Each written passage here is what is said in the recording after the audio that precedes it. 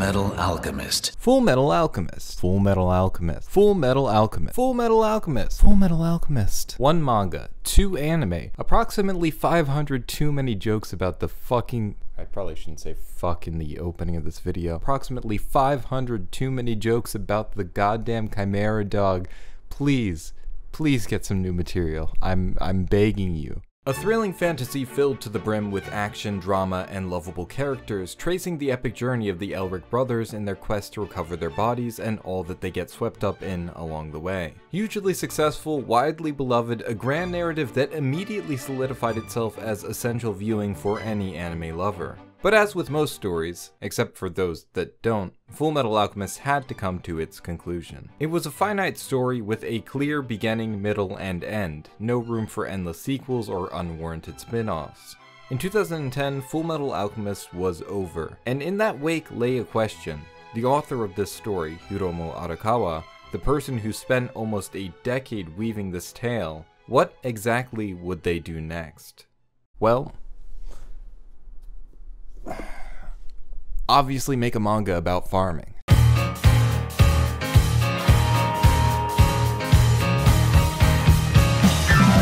I can't say with any certainty how often it is that a successful mangaka's follow-up is a complete heel turn from what they've done prior, but I can't imagine the shift from a serial fantasy with world-shaking stakes to a seemingly episodic slice of life about an agricultural high school would be a surprising one. At the time, though, people seemed to be cautiously optimistic, riding high on the borrowed goodwill from Arakawa's previous work. And, in my eyes at least, she paid off on that goodwill in spades. Now, hopefully you're among the people with functioning brain cells who realize that premise has no integral basis on whether or not a show will actually be good or entertaining, and oh no. So I don't usually like sports, but this anime actually changes the game by being about the characters. Buddy, that's like every anime.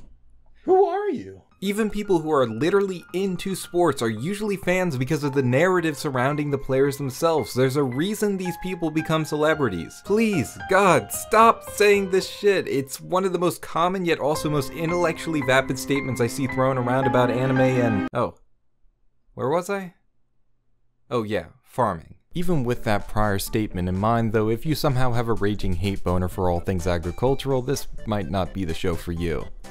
And also, like, maybe try and get over that. That's like, it's kind of a weird thing to be that caught up over. Yeah, this isn't much of a show for food haters. I'd recommend having something at the ready because it is going to make you crave a good meal. Silver Spoon is a story about growing up, finding yourself, connecting with others, and a lot more. It explores these ideas with genuine depth, which we'll get into, but its choice of setting also plays a vital role in the narrative both as an extension of these themes and as window dressing to the story that unfolds. You will learn animal facts watching this show, whether you like it or not.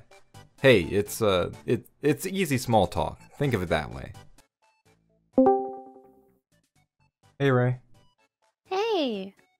Did you know that pigs on average have a lower body fat percentage than women? Okay.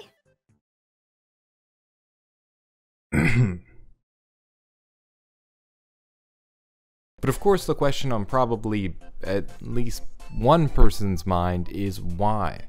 Why farming? And the reason behind why is a big part of the reason it comes across as such a genuine and believable story, because it's right in Arakawa's home ground. She's clearly abiding by the old adage of write what you know, which is exactly the reason I could never finish a novel, because the only thing I know is how to talk for way too long about anime. Anyways, quoting directly from her 2006 autobiographical manga on the subject, "Before becoming a mangaka, I worked on a farm in Hokkaido for 7 years. My parents have always lived in Hokkaido, working as farmers. From a lineage perspective, I am 100% farming nobility." When crafting a story deeply invested in a very specific subject, that vague sense of genuity is integral to its success. Unabashed passion is infectious, but if it comes across as pandering or artificial, it's not going to emotionally compel the audience. I love hearing about things I don't know from people who really care. It's like their own joy over what they're talking about temporarily rubs off on me, and I can experience just a taste of what they're feeling. And when you really know a subject, then you can utilize those specifics as a framework through which to explore ideas in an exciting manner. A lot of art is about finding new ways to package the same core ideas, and with that fresh coat of paint, exploring a unique set of minutiae. Arakawa knows the farm life and seems to genuinely love it. It's a part of their lineage and surely something they would see as essential to shaping themselves as a person. And all that comes through in spades in the masterpiece that is Silver Spoon. Now you might wonder why I'm establishing so much context, and of course part of the reason is I just want to get out all my thoughts on the subject, especially since it's not likely I'm going to make another video on this anime anytime soon. But it's also out of a desire to frame the series in a way that I think will make other people understand what makes it so great. I mean, heck, me, the guy making a insert length here long video about it, I wasn't even that hot on it initially. Back when I was first getting into anime in 2014, I watched the first season and thought it was alright, like a 6 out of 10. It had a fun cast, some decent comedy, but I wasn't too crazy about it or anything. Heck, I've even got an archive on my old list from late 2014, early 2015 or so, and yep, there it is. I mean, I did also literally give my second favorite anime of all time an 8.5 out of 10, so my brain wasn't exactly firing on all cylinders. It's like a month before July 4th, and people are already firing off a shit ton of fireworks. It is driving me crazy, but I'll do my best to persevere through this. Please end my life. For whatever reason though, about 6 months after I first watched it, I was feeling the mood for a light, comfy show with a focus on food, and Silver Spoon came to mind. After rewatching the first season and completing the second, before I knew it, I had a new favorite on my hands. I even made a review of it on this very channel. Hello everyone, Core here, and today I'm revealing the 2013 and 2014 anime adaptation of Silver Spoon, brought to us by A1 Pictures. I've come a long way. Well, dear God, I hope I have. I've since revisited the anime series and manga yet again, and came to love it even more. It seems like each time I find something new to appreciate in just how perfectly the story is written. The way the themes interconnect, the diversity of perspectives the characters represent, the valuable and well-expressed message it has for the viewer. It's one of the most motivating stories I've ever experienced, one that could only come out of someone with an extremely well-developed worldview and broad set of life experiences. A story that doesn't just tell you to find meaning, but quite literally shows you how.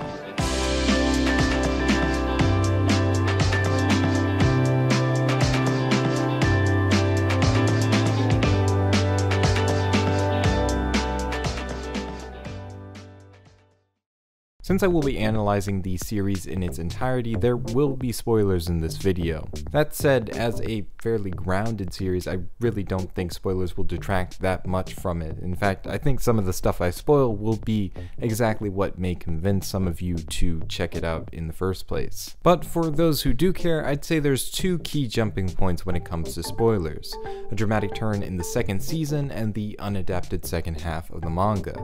I'll give you warnings before I jump into either of those. Even if I don't think getting spoiled will really change too much, I do think the blind experience is a worthwhile one, so if it sounds interesting at all to you, I would recommend checking it out. But please do leave the video playing, I desperately need the watch time. I also do recommend the anime and then the manga, in that order. The anime is extremely faithful, but it changes a couple small things and rearranges a couple scenes in ways that I think are pretty much entirely for the better. It adapts close to 3 chapters an episode, so it's not so paced by any means, and its ability to control time makes it better at highlighting Hachiken's timid and apprehensive nature. The visuals also expand a lot more on the limited background art of the manga to make the setting feel more fleshed out and real. The manga is still fantastic though, so I won't judge you for what you pick, especially since you're gonna have to read it anyways, since the anime only adapts up to chapter 75 of a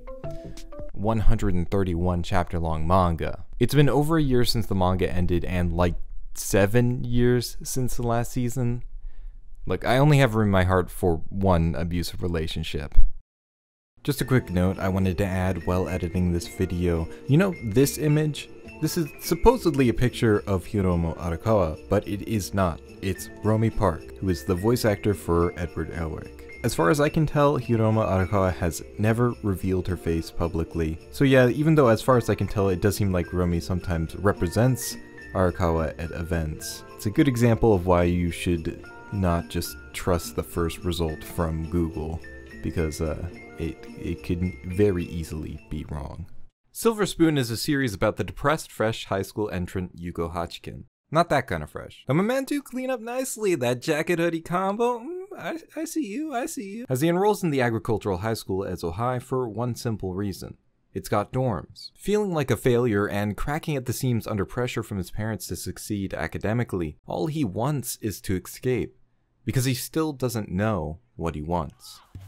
中学生の頃の8-4は何かにならなきゃいけないという思いに縛られてどんな人間になりたいかがすっぽり抜けていたように思います Before beginning to break down the thematic intricacies or any of the stuff that's gonna leave me with some fuckwad in the comments telling me I'm looking too deeply into something explicitly spelled out in the text of the work, yeah, that's a little too obviously personal there. Simply as a piece of entertainment, Silver Spoon is pretty damn good. The voice acting is bubbling with personality, bringing all these characters to life thanks to some really experienced and skilled actors at the mantle. The animation is admittedly not the most impressive, but really knows when to give those bursts of life to sell the particularly important moments. There's a satisfying rhythm to the pacing of scenes, and the sound design in particular stood out to me as being especially excellent. I wonder if that might be related to the fact that Tomohiko Ito is both the sound director and normal director for the first season. I'm not gonna pretend the series is some creation of unparalleled comedic genius, but it made me laugh. 3年間仲良くしような豚丼この前生まれた子豚いつ頃ベーコンにしていいですか3ヶ月後だ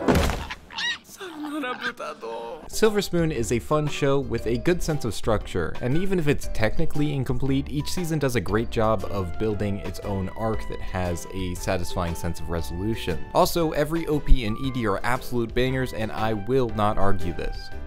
Not that I can't, I've just noticed this strange phenomenon where people's eyes completely glaze over when I start talking about music. The first season follows Hachiken's entrance into the school as he comes to know the wide range of students who all seem to hold a different vision for their future.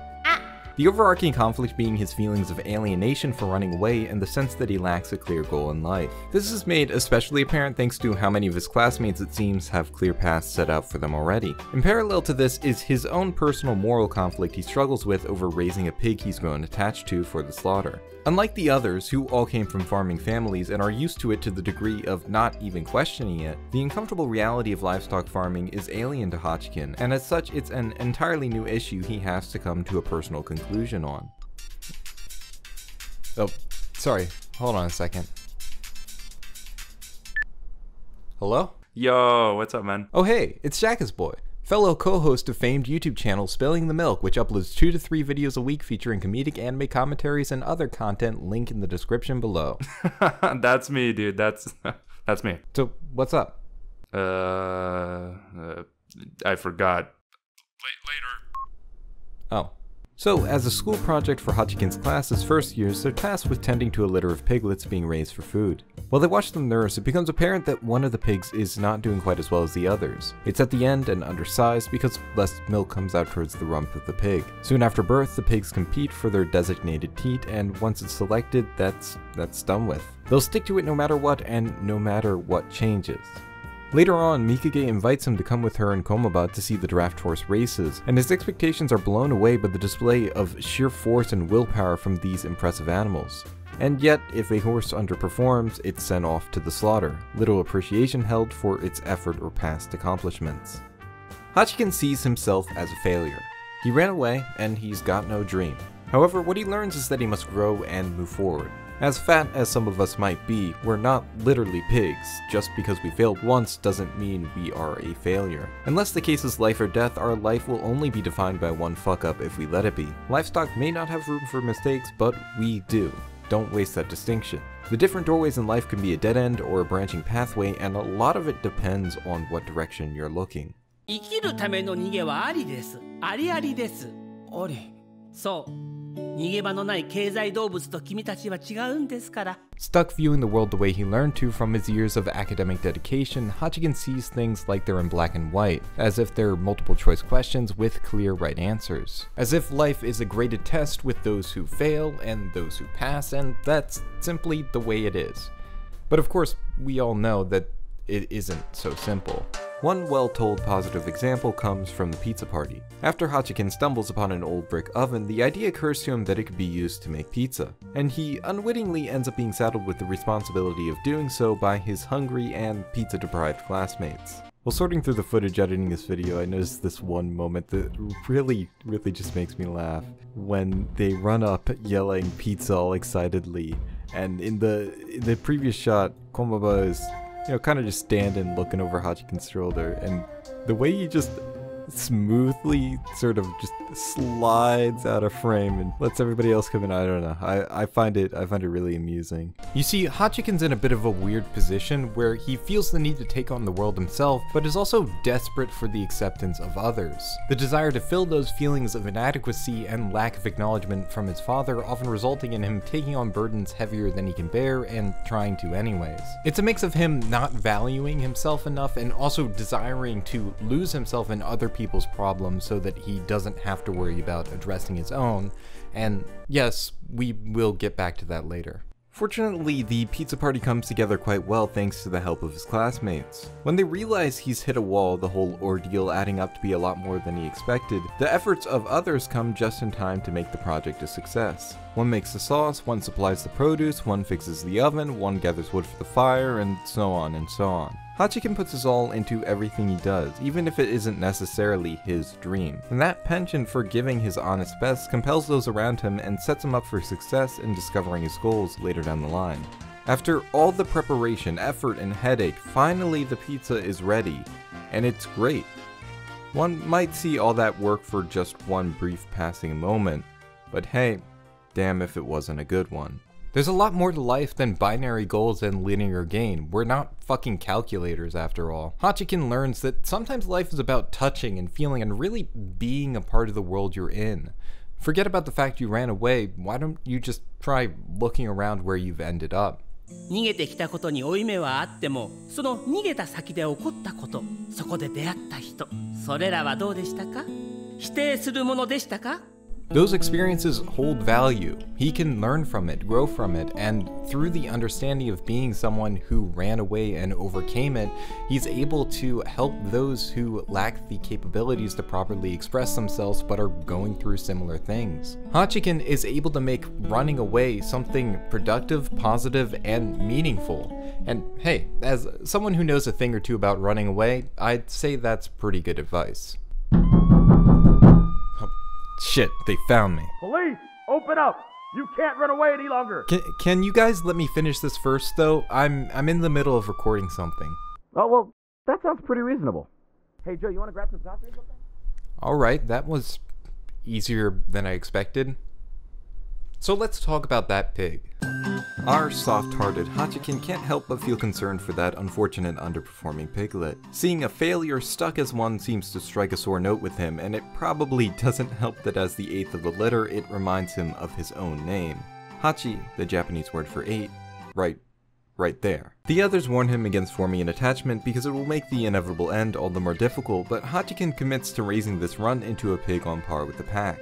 Alliteration! He even names it, though they make him go with the name Butadon, or pork pole, in order to force him to keep some perspective.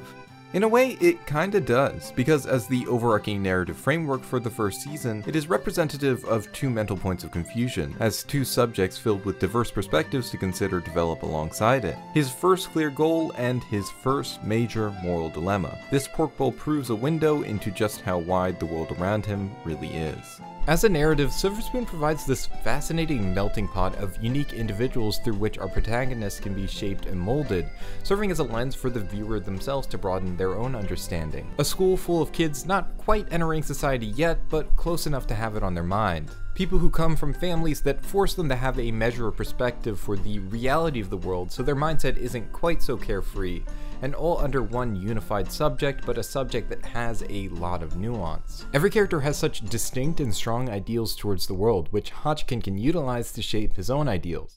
Take Tamako for instance. Her family runs a huge farming co-op and she wants to bring it to even greater heights. This means micromanaging the animals, utilizing technology, chemicals, everything at their disposal to be as efficient as possible. A broken leg means a shipment to the slaughterhouse. And yet, as Hachiken sees when the family throws their all into ensuring a calf is birthed successfully, it's not as if they simply don't care. Their value structure is fundamentally different. Because they operate in this way, the farmers they employ are actually able to take breaks rather than kill themselves at their jobs. They need to make those profits to be competitive in the current industry and pay all those they employ fairly, and that output and efficiency means that they can feed a lot of people for reasonable prices. Shinichiro, Tamako's brother, is more interested in preservative-free production, seeing it as the best taste and healthiest quality, but Tamako sees his goals as delusional and simply unrealistic for a wide market. Ichiro Komoba's mother keeps cows for milking, but cares more personally for the animals, choosing not to ship them off as soon as they get older and less productive despite it making their load heavier. And the thing is, none of these different perspectives are presented as being right. They're presented to Hachiken, to the audience, but as exactly what they are. Subjective opinions of flawed humans on a subject lacking in clear consensus. With contradictory perspectives stripped of judgment, all that's left is introspection. Because, is the consumption of this living creature something Hachiken can morally justify? Does he want to simply cover his eyes to reality? Where do you draw the line between essential and cruel, if there even is a line? These questions are ones that Hachiken struggles to find answers to. おま番地はちょっとやそっとじゃ牛を処分しない。かたやタマコのところは容赦なく処分。じゃあそのタマコのところが愛情ないかっていうとそうとも言えないし。クラスのやつらはしんどいから豚に名前つけるなって言うけど、稲田先輩はつけていい、悩めって言うし、なんつうかこの業界ってシビアだけどさ。答えは一つじゃなくてもいいんだって言ってくれてる気がする。Even in his unsureness, Hachiken meets the seemingly unjust world head-on, and the show reaffirms that it's okay to wallow in that confusion, to meet the seemingly illogical nature of our own existence. That's how you challenge the status quo, how you break free of preconceived notions and find real solutions. Hachiken hasn't come to a conclusion yet, and perhaps he never will, but it's the fact that he never simply decides to accept it, but instead to keep facing that subject head-on that defines him as a truly admirable person. In taking this moral dilemma seriously, he causes all those around him to reconsider their own positions on the matter. Most of the kids, children of farmers, never even thought to question this kind of thing. For them, it's been a normal part of their everyday life for as long as they've known. Facing someone new causes them to think anew and sparks meaningful, productive discourse. 何かというと面倒ごと引き受けてんじゃん。ピザ会やら豚丼のことやらさ、私ら殺して食べることって今まで深く考えたことなかったんだよね。だけどあんたはそういうのを考え込んでのたうち回ってんじゃん。だんだんバカにできなくなってきたっていうか、当たり前だと思い込んでたものをもう一度捉え直すのも大切なのかなって。She died of a concussion that night. It's okay to feel conflicted. The worst thing you can do is just give up, because that's how we challenge our view of the world. That's how we evolve, how communities develop, how problems are solved. In the words of their teacher Fuji, the flock evolves when they are joined by someone with different values. It's just the same with goals. He sees people with different views on the commodification of livestock, and people with different views on having a meaningful goal. Some want to change the world, others just want to get by. Some goals are grand, some are small, but all of them feel real. It gives a genuine sense to how broad the world is, that even within this fairly small slice of human life, there's so many different ways to find fulfillment. By allowing himself to be exposed to all of that, Hachiken is able to work towards discovering what gives his own life meaning. And that's not even to say that your livelihood and primary interest have to be interconnected. Nishikawa is a really interesting example as the token otaku character who's set to inherit his family's potato farm. He's also incredibly skilled at drawing, but when asked shows no interest whatsoever in making his hobby his career. Nishikawa enjoys his work on the farm, and he enjoys his hobby with anime girls. They're separate, and that's okay. Or look at someone like Okawa, who has no grand ambition or set path whatsoever, and doesn't seem to be all that caught up over it. He says that he's okay with making himself suit the job, that there's also an enjoyment to be found in that. Some people thrive simply when given some sense of direction, and solving whatever puzzle they meet along the way is where the fun is. I really appreciate this kind of messaging because I think oftentimes in the pursuit of crafting interesting stories and telling people to follow their dreams, those with less ambitious goals often end up getting framed almost as failures. The normal ones. Oh god, imagine being normal. What a travesty. Personally, I can pretty easily self-identify with these kinds of stories. Creative work is the only thing I find fulfilling, the only occupation I'm pursuing, and the only one I'm interested in holding, and takes up the majority of my working and free time. But the idea that just because they work a 9 to 5, their life is somehow less fulfilling, or the implication that the only reason they're in that career is because they failed to pursue their true dream, that bothers me. So here, the reassuring nature of Silver Spoon is something I think is really valuable. It outright states that you don't need to have some ambitious life goal, but it also demonstrates people that have such. It displays all these different approaches to living, and across the years the manga spans doesn't just state them but actively shows how they progress and interact with one another. Perhaps some might call it idealistic, but as an aspirational piece of fiction, I think the ideal is what we should all be striving for.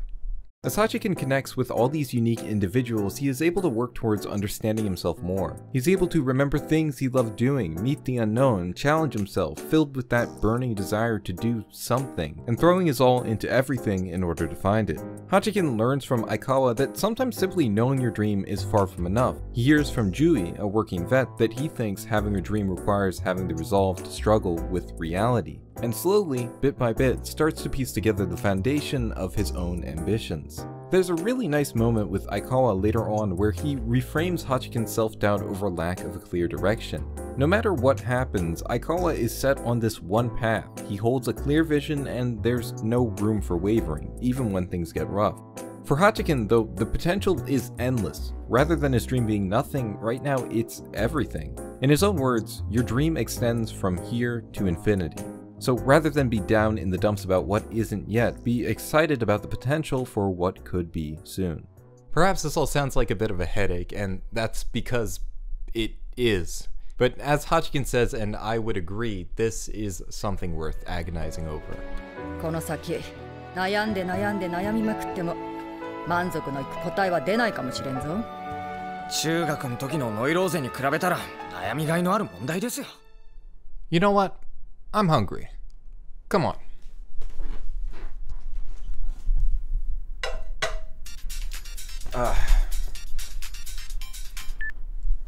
Hey, I'm cooking. Can I call you back later? No, dude. This is important. So important it can't wait like 15 minutes? You'll still be here? Well, I imagined me editing this sure wishes I wasn't. I don't get it. Just call later. Bye. Wait, hold on, no.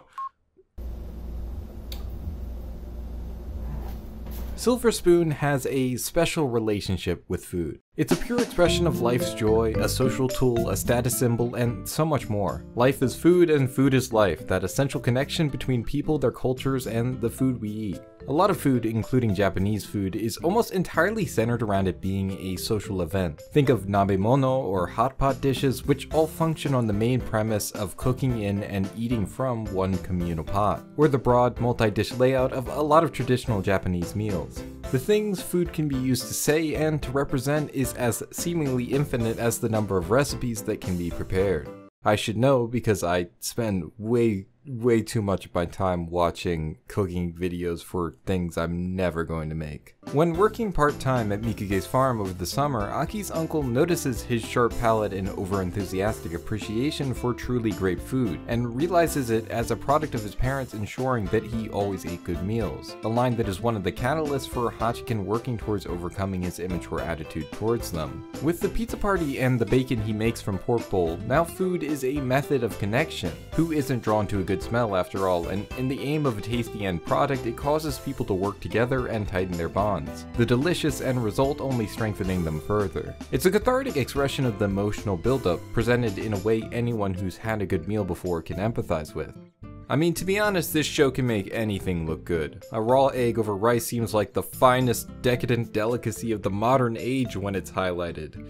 And I'm not gonna pretend like I didn't immediately go try it after watching the show.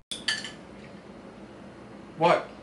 Food is also used to show the relationship between Hachiken and his family. His father shows little response to food in terms of its quality, simply using terms like adequate or functional, surely what every chef wishes to hear, which is particularly relevant in Season 2. It further serves to demonstrate their inability to communicate and understand one another, that even on such an instinctual level, the way they express their emotions is completely different. But when his mom tells Hachiken his father said that the bacon he made was good, he smiles. It's like a final acknowledgement of his efforts, of who he is as a person, all communicated through one word about a meal. This last one is a bit of a stretch, but stick with me here. It didn't come to mind until the last minute, but I think it's pretty neat. So Hachiken's older brother Shingo is an additional source of insecurity for him, having easily breezed his way into the prestigious university Tokyo U, and then immediately dropping out specifically just to piss off their dad. Though they both bear a similar animosity towards their father, in Hachiken's case it comes particularly from a sense of feeling like a failure, feeling not good enough no matter what he does, so Shingo's lackadaisical attitude in the face of, essentially, flexing on all that Hachiken couldn't do, simply makes him more angry. He has a way of unintentionally phrasing things in the most hurtful way possible, and I think we all kind of know someone like that, be them family or otherwise. So how does that relate to food? Well, Shingo is initially introduced as pursuing a career in being a chef, following random whims as he travels the country, and when he cooks a meal it looks and smells great, but the taste is, well, to put it nicely, not great. On the surface, he and Hachiken are similar, but on an essential level, Shingo is everything destructive to Hachiken and his worldview. See, it kind of works, right? I will say that most of my analysis here is intended to be pretty objective, but I think this is more of a kind of interesting coincidence that was simply intended to be a purely comedic character trait. The centralness of food to the story is not only seemingly accurate and logical, but functions effectively since we bear strong recollection of experiences with food, and especially so when tied closely to social memories. When I think of memorable meals, I also think of the people I was with, the relationships that we shared. It's a very efficient kind of emotional shorthand. Alright, done. I think it turned out okay. Season 2, which covers chapters 32 through 75 of the manga, can be broken down more or less into two halves. The preparation for the school festival, with Hachiken becoming aware that there is some underlying unexplained conflict involving Mikage and Komaba, and the aftermath to such, covering Komaba's baseball game and the dramatic climax in which that conflict and how it relates to both Komaba and Mikage individually is revealed. I suppose first I should give you a bit of an introduction to Komaba, because he's going to be much more important of a character than you might think, based on his introduction in the first season. In fact, the resolution of his character arc ends up being the conclusion to the entire series, manga included, but we'll get to that later. Ichiro Komaba, who is a childhood friend of and neighbor to Mikage, is a headstrong kind of guy. He's the eldest child with two little sisters and a hardworking mother who is the sole manager of their small dairy farm. And if you're thinking that that seems like a lot for one person, you're right, because it wasn't supposed to be. His father, as Hachiken discovers, died of overwork. In spite of this circumstance though, Komaba has big ambitions. To take up the farm and to take the high school baseball team to the big stage. Field, Koshien, and get signed as a professional, using that money to hire help, expand the farm, and care for his family. Now, Hachiken quite obviously has feelings for Mikage, so he's a little wary of Komaba at first, being his most clear contestant in these romantic endeavors, especially because Komaba is a rather blunt, fairly negative, and overall unexpressive person, someone who's generally not too open with how they really feel about something, which is exactly the type of person Hachiken seems to struggle the most with. Early in the season, Hachiken stumbles on Komaba and Mikage in a conversation and sees this, tears in Mikage's eyes. Of course, he's worried, not only because he cares deeply for her, but it's compounded with the fact that she tends to mask her negative emotions, so seeing her in such an openly distressed state is all the more concerning. However, when he tries to inquire further, he's very harshly shut down. Both of them say it doesn't involve him, so he should just stay out of it.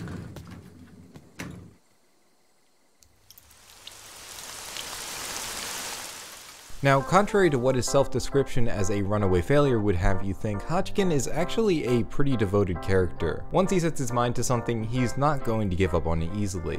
For better or worse, Hachiken is a bit of a busybody. Hachiken does have a genuine desire to help others, though this is in part an escape from his own unaddressed troubles. It's also, in a different kind of way, a product of them. Having seen and experienced the unfairness of life, felt that inability to express one's own anguish, Hachiken can't bear to see others in the same circumstance. This is echoed in his conversation with the principal at the end of the first season, where he tells Hachiken to lend his strength to those who can't express themselves. That is one of the ways he can turn his running away into a positive. That said, helping others is a skill, and one that Hachiken's not the best at. His heart's in the right place, but the methodology is lacking, reflected in how he ends up hurting himself trying to move Komaba out of the way of a falling cow, out of concern for him getting injured and not being able to play baseball, even though there was little to no chance of Komaba being hit by it. Though that resolve to struggle with his own incapability is admirable in itself, the lack of self-preservation skills, though, not so much. In spite of his continued attempts though, Mikage shows no signs of opening up to him. And thematically, there's a very important reason why she won't open up to him at this point, and it's reflected perfectly when the Equestrian Club first years get their first chance to jump over an obstacle while riding. As all the students take turns jumping the small obstacle, Hachiken is the only one who can't do it. Maybe it's the horse? Guess not. Then what could it be? What is he doing wrong? Well, Hachiken thinks, I will jump. Why can't I do it? Why didn't you jump like I asked? And the continued failures begin to bring back memories of his junior high anxiety. Well, as you might be catching on, the issue lies in his mental approach. After a small outburst from Mikage when she gets mad at his total absence of thought for the horses, she decides to take Hachiken to a small local competition to show him something, and as he watches, he begins to notice what Mikage was trying to tell him. People here always give credit to their horses, no matter how experienced they are. Horseback riding isn't a solo sport, and through this example with horses, we can see a reflection of human relationships. 臆病で繊細で仲間思いの動物なの。なんかめんどくさそうな生き物だな。そのめんどくささがまたいいっしょ。Hachiken's own difficulty putting trust in and relying on others is reflected in his inability to jump with the horse. He feels like he has to do everything himself, that he has to solve every problem, but that simply isn't the case. This obstacle has to be overcome with the horse. Similarly, he needs to work with others, not for others. That is the problem with his problem solving.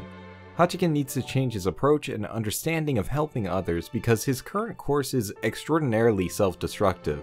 When he finally does fully trust in the horse, putting things in his hooves, it delivers in an incredible fashion.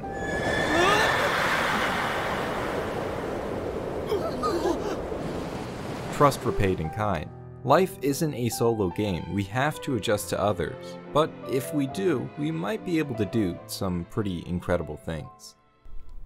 One thing that I appreciate about Silver Spoon is that while it does feature such strong theming and major character development, the characters grow not in a straight line, but in a, well, rather wobbly one.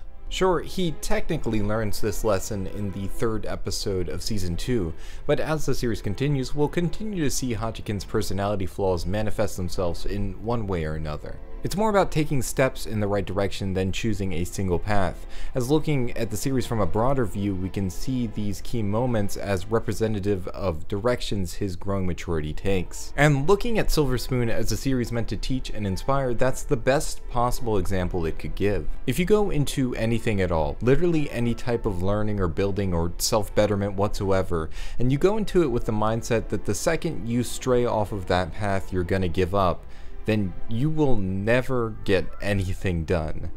Just as important as the resolve to stay on one path is the resolve to get back on it once you inevitably fall off. Speaking of, I should probably get back to my Japanese, but fuck, I'm gonna have to relearn so much. I was actually making good progress for once too, but man, I really don't want to. Hey, this is literally the thing you were just talking about. Get to work. You're right. It is. That's convenient. Just go get started already. I'll take over from here. I don't really understand how any of that works, but okay. Oh, I'm from the future. No, we are not doing convoluted meta narratives in this analysis video. Just sit down. I'm gonna go study. Oh, but don't you want to know about Haruhi Season 3? That was a joke. I hope you die. No need to get all suicidal. I hope you die. Tough crowd. So that whole thing about learning to rely on others and what it means to work with another person, yada yada yada. Well, Hachiken, for all his A's and well-honed study habits, doesn't exactly ace this test first time round. As they prepare for the school festival, Hachiken ends up taking on a lot more than he bargained for. Of course, he wants to share his appreciation for horses, that cool factor that was what inspired him to join the club in the first place, but also Hachiken kind of can't say no to anything.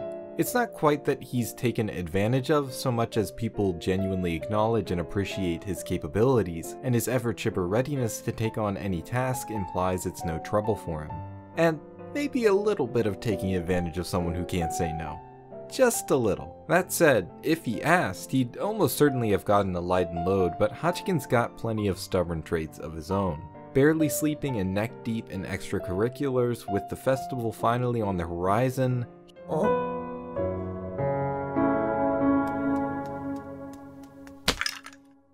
He collapses from overwork, missing the very thing he'd been working so hard to make happen.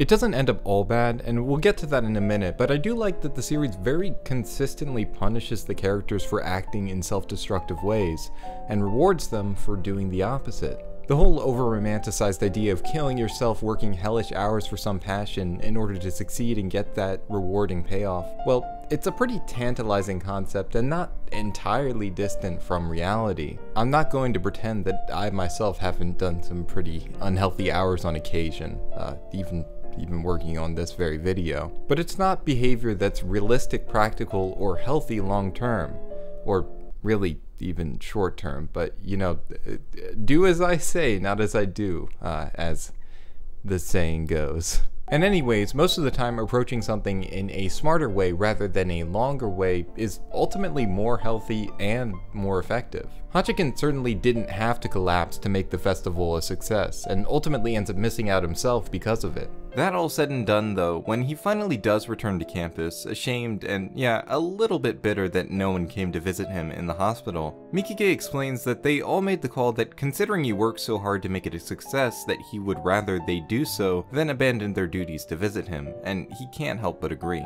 This leads into one of my favorite moments in the entire series. As Hachiken looks over a guest book with notes from people who visited their event, seeing criticism and praise, the many people that came to see them, there's one message that has him break down in tears.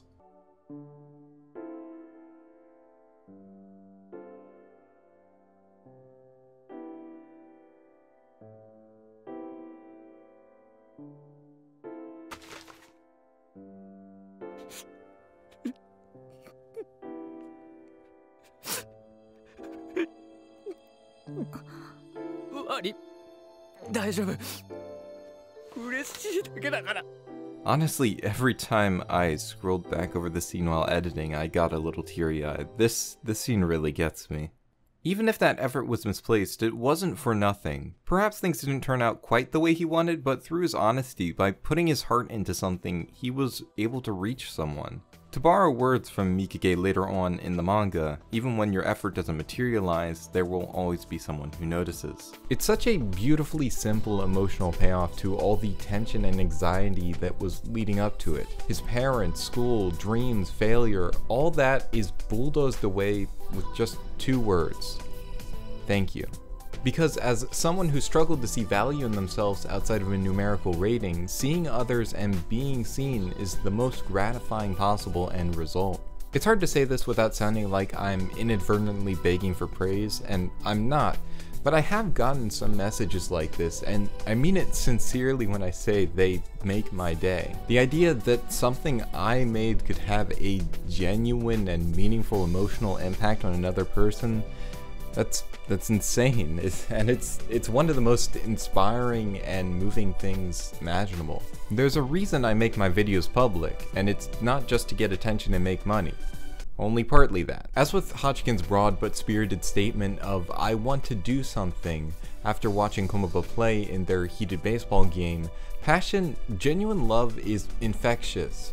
And I hope I can communicate through this video at least a fraction of how much so Silver Spoon inspires me. Oh, look, it's Touch. Anyways, on a lighter note, let's talk about when Silver Spoon gets really depressing, and then becomes a little less so. Fun stuff. Yeah, Season 2's got a lot of sucker punches in it. I think for most people, myself included, if they do come to really love Silver Spoon as a series, Season 2 is the point where that becomes clear. Because all the thematic intricacies of the first season, while certainly very present, are easy to not think too much about when there's little sense of stakes. While still not losing sight of what it was up to this point, these believable dramatic shifts serve to really hit home the importance of everything we've learned so far, and the reality of the world these characters live in. Komoba's team has almost made it past that home stretch, that grand Koshien debut he so proudly announced his goal of finally on the horizon, and everyone cheers them with a tense final inning as they get so close until an unexpected breeze causes a fly ball to drift out of the catcher's reach and the game is lost. Guess we'll have to wait for next year. Except, as Hachiken and the other students discover, Komoba hasn't come back to school. And he won't be coming back because he's dropping out. Their debts finally proved to be too much, bankrupting their farm and meaning everything has to be shut down and sold off. Komoba wants to work to repay those debts as soon as possible, but he decided he'd give himself one last chance, if he could just make it to Koshien and get that shot at going pro. Also, I just want to add how well the manga sells the gravity of this loss. After the ball falls, it follows it up with not one, not two, not three, but 4 full pages without a single line of dialogue. You can really feel the weight of this loss even before the full context is necessarily revealed. You see, Mikage's family co-signed on the loans Ichiro's father took out to expand the farm before his abrupt death. Komoba can't stand the idea of burdening them. They've got their own share of business troubles after all, and he wants to save up money to make sure his younger sisters will be able to get a good education and go to college. His mom wanted him to finish school, but as you can probably tell, Ichiro is a rather headstrong individual. Having finally learned the reason behind those tears way back at the beginning of the season, Hachiken is distraught. He's angry, sad, and confused. It seems so wrong, so unfair, a burden that no teenager should ever have to bear. The worst part of all is there is absolutely nothing he can do, and nothing he could have done. He just has to stand by and watch as what unfolds contradicts everything Hachiken believes about how the world should work. Now, at this point, there are basically two directions his outlook and approach on life can take. Either he can give up and accept the cruel and unfair nature of reality, as so many others have, or he can keep fighting to make his ideal the reality. And, well, this is a shonen. Ichiro may be a dead end right now, beyond and unreceptive to any attempts of empathy or aid from Hachiken, but there is someone who hasn't missed their chance yet, but definitely will soon if they wait any longer. Leading up to this point, the series has repeatedly hinted at Aki's dissatisfaction with how her life has been laid out for her. Her passion, her true love is clearly horses, but instead she's set to take up the family farm. Damn, Aki, You're looking rather rough today, huh? Finally, later in Season 1, when he's working at the Mikage's farm over the summer, Hachiken confronts her on this and she outright admits as much to him, though she makes it clear she's accepted her lot in life. Seeing what happened with Komoba, though, ends up bringing those anxieties back to the forefront of her mind. Not only is she bottling up her worries over taking over the farm, but she also has to hide her sadness at the news with Komoba. I don't know about you, but I'd say that's an awful lot of emotional stress to carry all alone. And this is exactly when Hachiken reaches out. He sees these people who are unable and unwilling to share their worries, hurting themselves in the process, and finally explodes in this outburst. 放り出せるかバカ野郎！いいことない上にもうどうにもなんないし。それも分かってる。じゃあなんで？分かろうとする努力はやめたくない。農業とか完全部外者だけど、何もできないかもしれないけど、一緒に悩むことはできるよ。Also, him saying that is literally a direct mirror of her responding to Hachiken saying that horses are beyond our understanding, and Mikage saying, I don't want to stop trying to understand. Jesus, this fucking series is so brilliant. I love it so much. Komaba refused to rely on others, felt he had to take the whole burden on himself. Mikage learns to share that burden. They both held themselves back out of a sense of responsibility and a fear of troubling others, without even letting that other person consider for themselves whether or not they consider it to be troublesome. Hachiken extends that hand time and time again, unable to accept seeing people in pain over the same anxieties he struggled through, and Aki finally takes it, though he does worry if a failure like himself will be able to be of much help. 俺なんかなんて言っちゃダメっしょ。八軒君はいつも一生懸命でさ、私はそういうところが好き。 Okay, that clip wasn't exactly essential, but it's cute as fuck, so I'm leaving it in. As you can see from what I've analyzed so far, this idea of learning to let yourself rely on others is a very important recurring theme. Hachiken, Mikage, Komaba, they all suffer far more than necessary out of this foolish idea that they have to do everything alone. Through this fear of burdening others and feeling that their pain, their struggles aren't worth the time of another person. Time and time again though, Silver Spoon reiterates that it's not just okay, it's essential to rely on others in life. To let those who care about you know what you're going through, to let those who want to help, and to not be afraid to ask for it when you're in a time of need. That no matter how little you might think of yourself, your struggles do matter, they do have value. Hachiken learns to work with others, what it means to rely on another in a healthy relationship. Mikage learns to let someone else in emotionally, and Komaba, well, we'll talk about that a little bit later. Mikage ultimately decides with Hachiken's help to confront her parents, and they accept her wishes so long as she can raise her grades to get into college and get a degree. To try and fail is better than to never try, and she finally learns not to say, I'm sorry, but to say, arigato. Like I talked about earlier, a big part of the reason Hachiken is able to connect with Mikage here from a thematic perspective is him having learned that lesson with the horse. That it's not simply about trying to solve their problem for them, it's about being there with them. Because in order to ever be in a position to be able to make some kind of real change happen, he has to be able to understand. Sometimes it's okay to run away, but sometimes you need to run forward. And Hachiken doesn't want to run forever, he wants to grow. The series reiterates that potential that lies within him, how after failure and at a dead end, there's always an option or another way of looking at something. This is exemplified with two really nice examples. One is when Nishikawa cooks up some potato bits, these little deformed potatoes deemed unfit for sale due to their size and appearance. And yet they're delicious, the small bite size perfect and the skin turning fantastically crispy when fried. Those seeming failures have their own ways to success.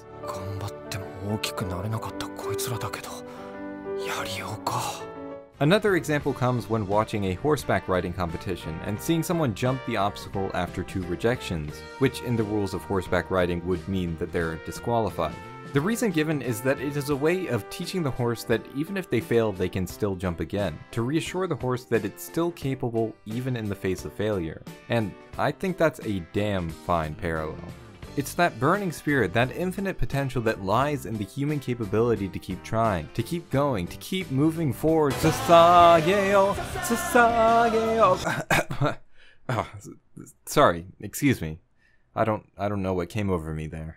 Now, let's actually take a step back now and get a little less serious. I've got some notes and general stuff I'd like to talk about that we could maybe just breeze through real quick. It'll be fun. This again. Hello? Hi, I'm Jack. I know you're Jack. Can you just get to the point already? I'm still recording. Well, I was gonna say, but hold on. Dude, your shirt's on backwards. Oh, shit. You're right. Also, your pants are on backwards. Oh, thanks. Wait. How the fuck did I do that? Alright, fixed. Okay. What was it you wanted to tell me? Also, how did you know either of those things? This is a phone call. I can hear close. What? Also, I forgot what I was gonna say, so I'll call you back later.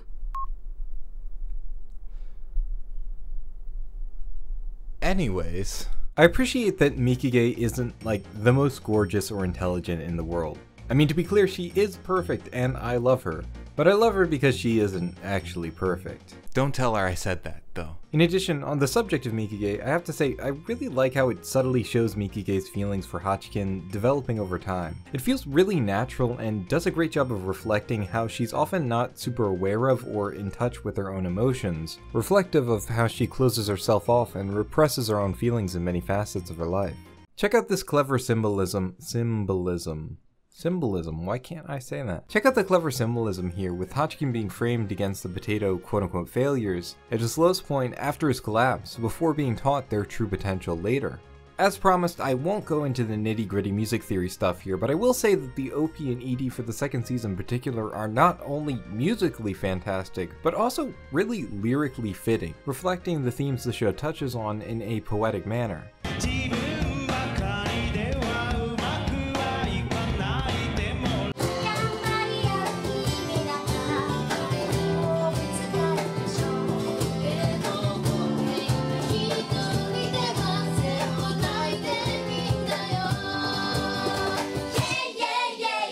Both are a beautiful reflection of Silver Spoon's themes of interdependence, particularly reflective of the relationship we see between Hachiken and Mikage. And they also both musically have this delightfully upbeat, joyous tone to them, this sense of confidence in the ability to overcome obstacles by finding camaraderie in others. Hachiken and Mikage have like a real relationship. Groundbreaking.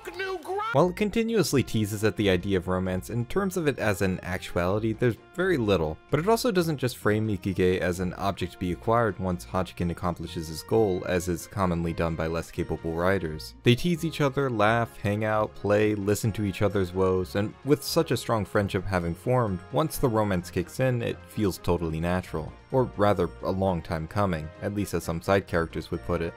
Pretty much every dramatic turn, even the more surprising ones, are foreshadowed well in advance in a way that's really evident once you know they're coming. On my rewatches, it definitely made me appreciate the writing all the more. Very little in the series comes completely out of nowhere. There's this one character named Arakawa who shows up briefly later in the manga, though he's really not all that important, so I wouldn't worry about spoilers here. He's introduced as a fairly malicious if harmless character, and while reading it, it made me realize the overall near absence of genuine fully fledged antagonists in the story. Really the closest would maybe be Hachiken's father, but even he really doesn't fit the bill.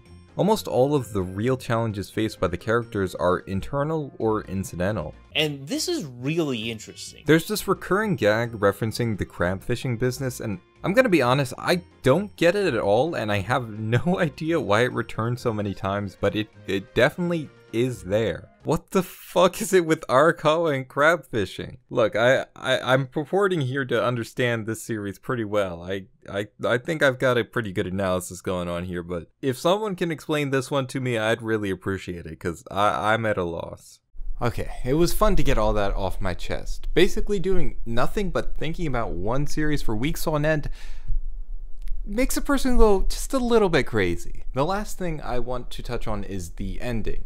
Not as in what literally happens, we'll get to that later, but more how the ending ended up ending up. Due unfortunately to health issues of her own and her family, Silver Spoon had a rather slow conclusion. For reference, I started reading the manga after I finished the anime, probably sometime around 2015 or so, catching up intermittently, and I'd last caught up in the middle of 2018. And it wasn't until this April that I finally read the last 4 chapters, because I had just given up checking to see if it was over yet. There's been some real long hiatuses. Hiati? As you can see from the difference in volume releases. Now, ultimately, I don't think this really affects anything reading it from start to finish now. It was a pain in the ass when it was coming out, but that's just kind of the inevitable life of anyone who's trying to follow currently releasing manga. It's a painful one.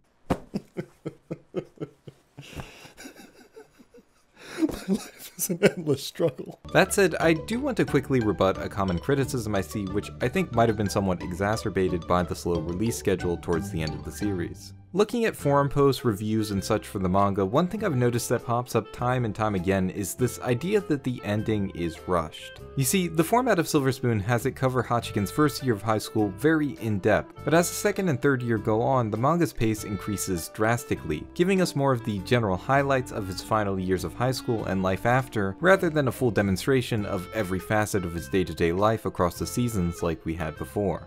And I won't lie, it certainly is fast, I won't deny that, but I completely disagree that the ending is rushed. And if you're trying to argue that, I can't help but think you kind of missed the point. The younger they are, the more important each moment is, because they make up the essential formative elements to Hachiken's developing perspective and goal, which is what the series is about.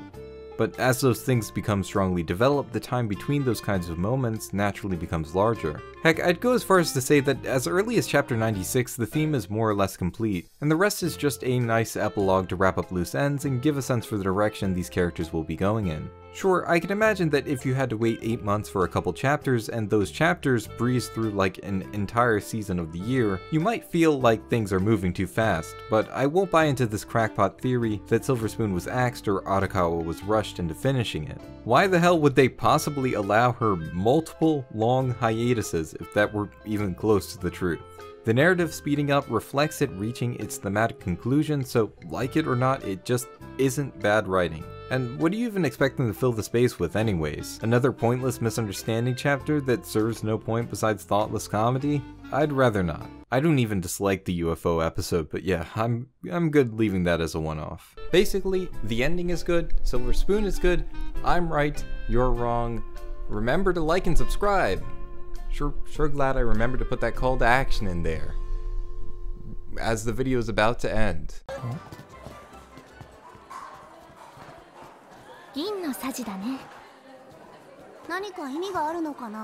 Not every title has to mean much, or really mean anything. Sometimes sounding cool and catchy is more than enough. And sometimes it's just absolutely stupid, like New Game, my favorite anime to look up when I want to see everything except the actual anime. Seriously, the SEO on that series is abysmal. What were they thinking? How am I supposed to make YouTube videos about that? But Silver Spoon is the case where the title is the series, and I really do mean that to the fullest extent. Our initial explanation of the titular Silver Spoon, which stands framed outside of the dining hall, is teased in episode 1 and fleshed out in the latter half of the second season. Coming from the observation that you'll never starve in the farming world, they end up relating it to the Silver Spoon, and Mikage explains the practice of sending a silver spoon when a child is born as a sort of symbolic way of wishing the child will never go hungry. So all the farm kids are born with their own silver spoon of sorts. In that way, the title Silver Spoon echoes a sense of gratitude for that which we have and that which we're given. There's this really great scene a bit later when Hachiken briefly visits home to pick up some study material for Mikage, who he's helping prepare to try and get into college. He means to quickly sneak in and out, but ends up getting caught and staying for lunch, and after yet another argument with his dad, he stands up,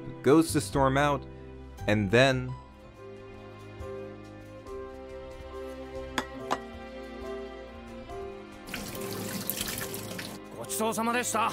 Having begun to see the real world and gain some perspective, he has come to understand and appreciate, to see that past the differences he has with his parents, that they have always cared for him and provided for him, that he never had to worry about what would be on the table next. That alone would be a nice little point of connection and meaning for the title to have, an image of care for others, hope for the future, and appreciation and perspective for where you are.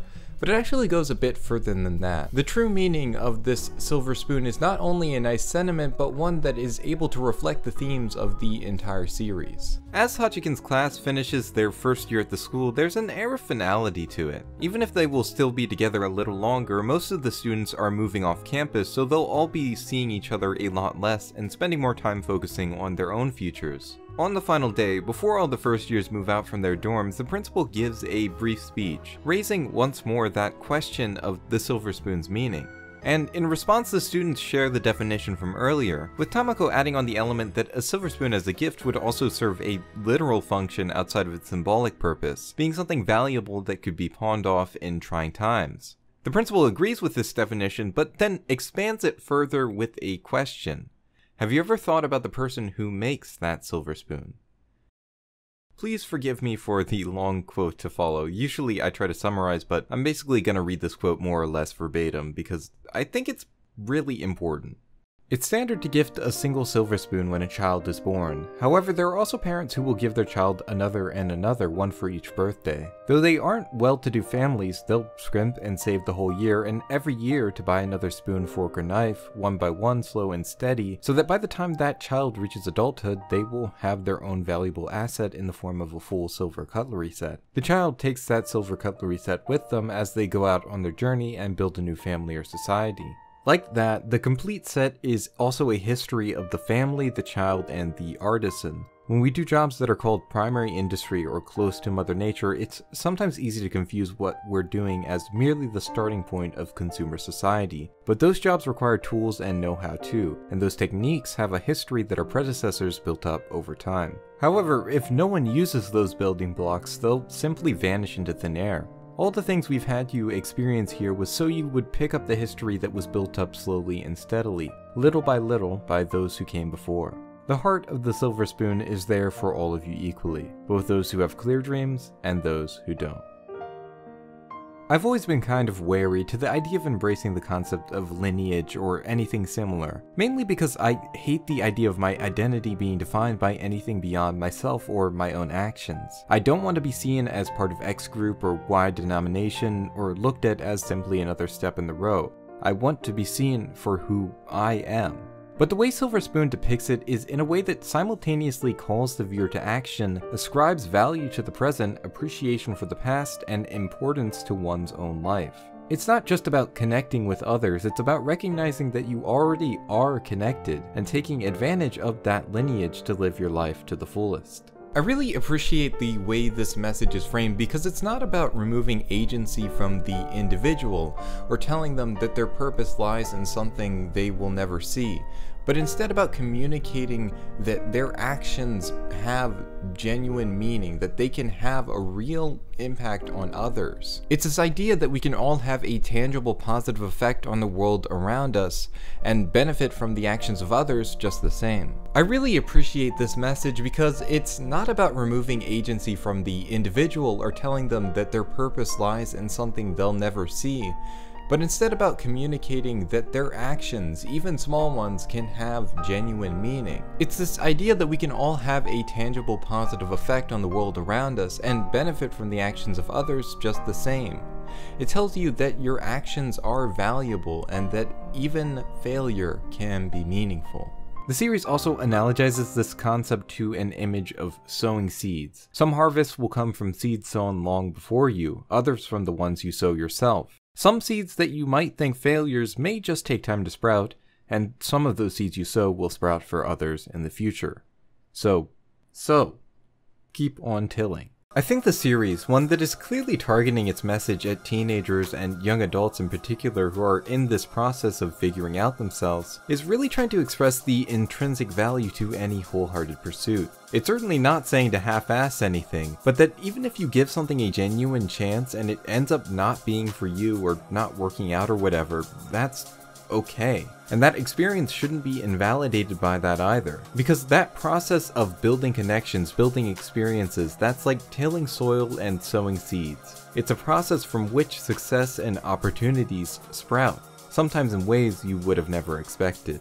Perhaps my view is a little bit biased as someone who has mostly worked in and surrounded myself with people in creative or semi-creative fields, but even outside of that, whenever I talk to anybody about their work or relationships or important experiences or whatever, it's pretty rare that I hear, "So I set out with this exact plan in mind and that's precisely how things ended up." Almost always, it's a long list of twists and turns, a sequence of events too commonly bizarre to call unusual. My current job of 2 years came out of joining an anime YouTuber Discord when I had like 1,000 subscribers, barely any work experience, and was in college for something entirely different. And my job isn't making videos for this channel, at least not yet. So in that sense, everything's worth doing. Your experiences hold value, just like you do. Hachiken, as he ventures into the world of building his own business, is able to rely on the mountain of research and history from the school, and in turn, as the first student of the school to venture into starting their own business so young, can be a guiding example for those to follow. And looking at the series through this lens, you can find those quote-unquote seeds everywhere. Heck, remember that pizza oven? That was one of the first things to get the ball rolling on Hachiken's ultimate sense of direction, and that was implied to be a forgotten relic of the principal's old hobby. Yet another seed blossoming in unexpected ways. You know what? Come with me for a minute.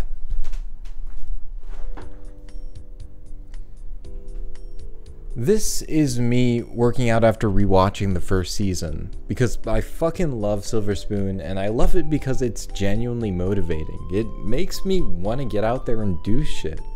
It makes me want to broaden my horizons, be a better person to myself and to others, improve myself, and pursue my own ambitions. And if that ain't the power of art at its finest, well, I don't know what is. Oh. Well, that's embarrassing.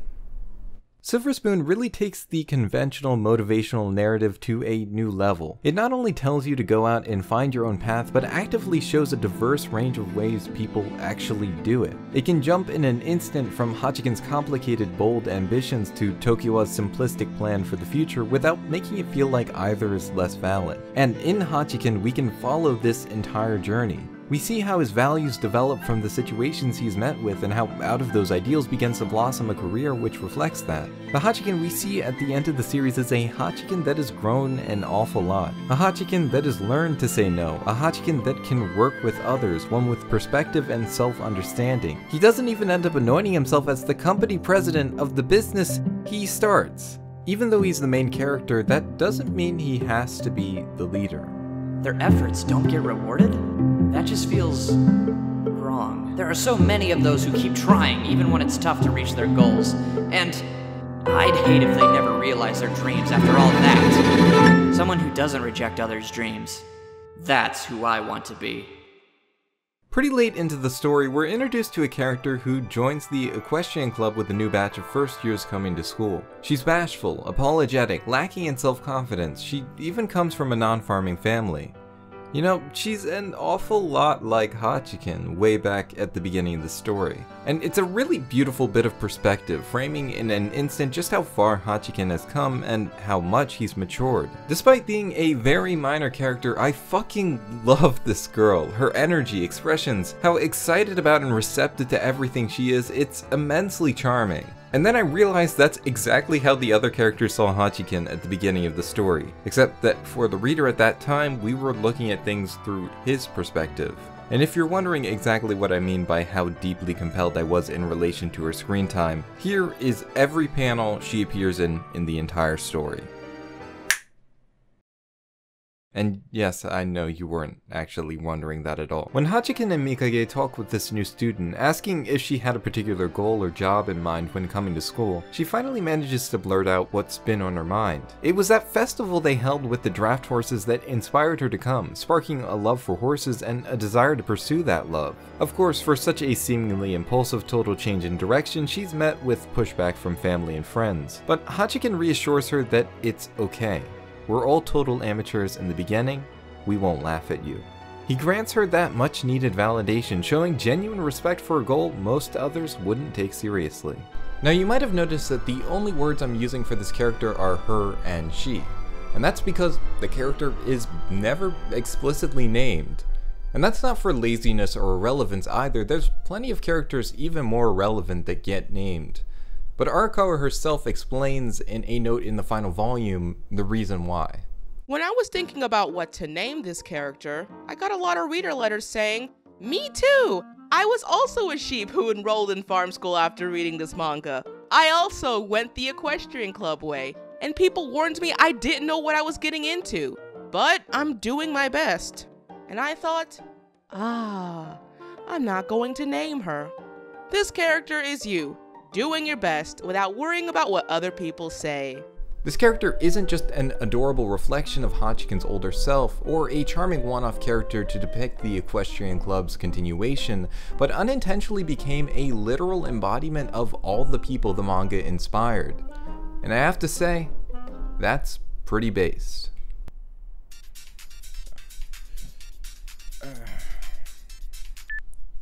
Hello? Hello. Hello.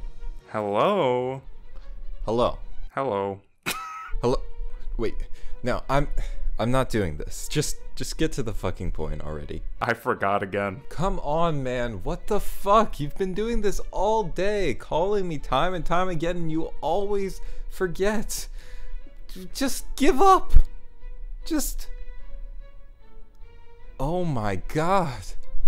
I get it. By calling me so many times, even though you kept forgetting, you were reminding me of the importance to keep going, keep trying, even in failure. A phone call inherently represents the importance of connection with others, and thus through repetition, you were able to link the concept of repeated attempts with the importance of relying on others. It's brilliant. How did I not see that? Thank you so much. Thank you so much, man. This is actually perfect for what I want to talk about next. I just wanted to ask you if you want to watch Yu-Gi-Oh! GX with me. There's one little loose end that still hasn't been tied yet, so just as the series does, let's end off with Komaba. Remember Ichiro Komaba? This guy. The dropout? Yeah, him. For a series constructed to be as inspiring and motivational as Silver Spoon is, Komaba's life almost seems unnecessarily cruel. He lost his father, his farm, and the game, losing not only one dream but two. However, while that may be his lowest point, it's far from the end, and the series uses Komaba as a way to add to its message. Because while he is without a doubt a victim of the system, that downfall is amplified by his own toxic mindset. Remember when I said Hachiken learns to work with others and Mikage learns to let someone else in? Well, Komaba learns to share the load. There's this almost darkly comedic sequence of events pertaining to Komaba. His little sisters Nina and Misore confidently state they'll get into college on a full scholarship so he won't have to pay a dime. Their mother manages to get a stable, well-paying job shortly after the farm's closure, and Komaba's old team makes it to Koshien the year after their loss. From one angle, it almost seems like the world is laughing at him, but it's actually more about saying, look at what these people are capable of. It wasn't as if anyone forced him to drop out and stop working towards his goals, but he felt as if he needed to fix everything himself, despite there being so many around him that wanted to see him succeed, that gladly would lend a hand if he needed it. No one wanted him to be a sacrifice. There's this great exchange with him and Mikage in chapter 102, where while overlooking the mountain rage, Komaba questions Hachiken's ability to push forward into unknown territory. Mikage responds with an anecdote, how as a child she used to wonder what was on the other side of that mountain. So she climbed, and of course there was another mountain past it. She climbed another, and there was, in turn, another mountain once more. And eventually she just stopped checking. It's about keeping a forward eye in the face of failure, always holding that desire to see things from another point of view, maintaining that childlike belief that a whole new country might be on the other side. Ichiro's mother directly challenges him on what he wants to do, and we see his goal of owning a ranch. But he sees it as impossible. No farmland, no money, no baseball, nothing, right? But his mother asks him if he really has nothing. The chapter closes by framing the success of Eizo Eiji's baseball team to reach the big stage against Komaba venturing out in pursuit of his aspirations. So when we finally see him call Hachiken and say the words, "Got a favor to ask you," those words carry a lot of weight. If the Silver Spoon centers on the link we share to the past, then Komaba's story is all about paving a bright new future. Hachiken and Komaba finally reunite in the closing chapter, Komaba inviting Hachiken to pursue a bold new horizon hand in hand, relying on his friend to fearlessly pursue an untapped field. Hachiken questions him if he's afraid of falling, to which his reply is, somebody's gotta give it a try.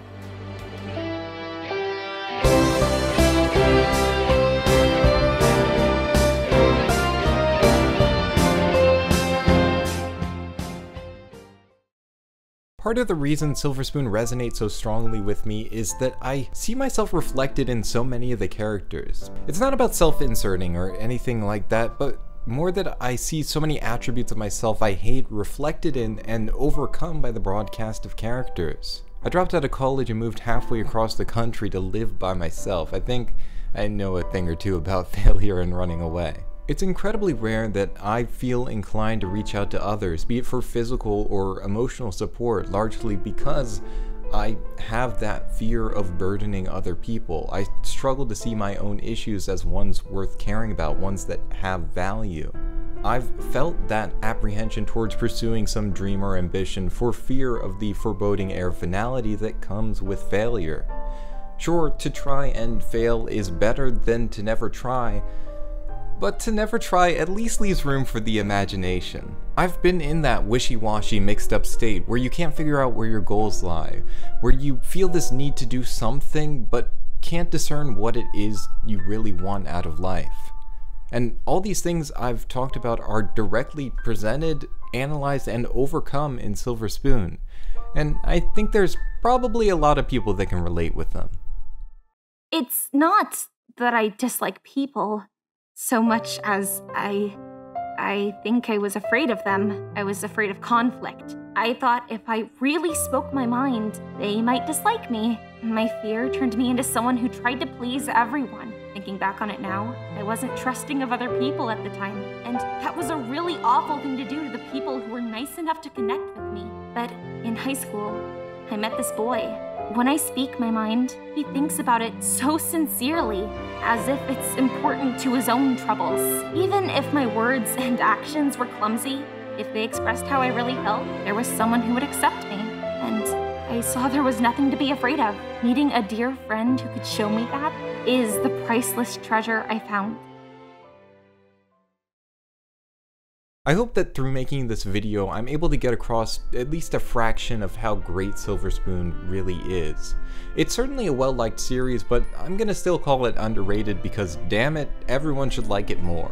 Seriously though, I do think a lot of the brilliance of its writing goes unrecognized. There's the way all the individual themes connect to the central theme and progressively build on each other as the story evolves. There's the dialogue that functions not only for character development, comedy, and storytelling, but more often than not can also be directly related to the core themes. And it's not like the story just unrealistically gives the protagonist a win every single time to sell its theme either. Hachiken could have become unreasonably good at writing as a part of the club, but for the most part he kinda sucks at it. The advice it gives is not only good, practical, and realistic, but genuinely stirring, actually capable of pushing one to action. And it does this all while having such an immensely fun, charming, and lovable cast to the extent that a barely relevant side character completely won my affection in the span of about 3 pages. I just fucking love that a manga that can have this much heart and meaning also has like 2 entire pages dedicated to potatoes.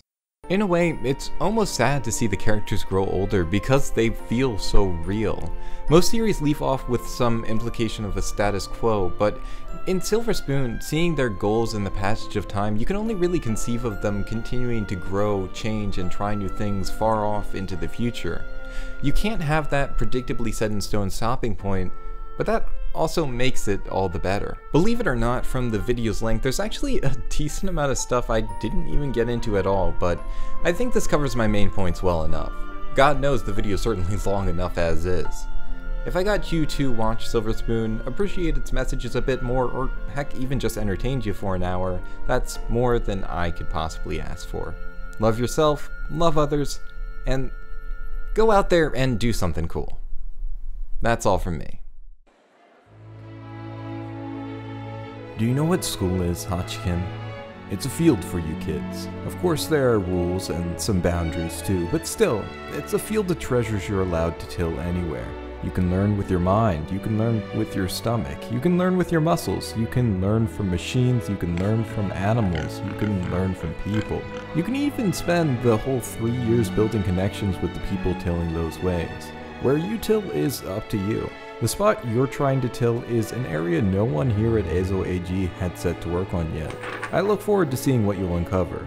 At the very least, there's not a single reason for you to apologize to me. What if I till it and uncover nothing? And just sow some seeds for now, and something will grow. That's the frontier life. Spending the whole 3 years building connections with people. Huh. Come to think of it, they do often say it takes years to make good soil. Agriculture sure takes its time.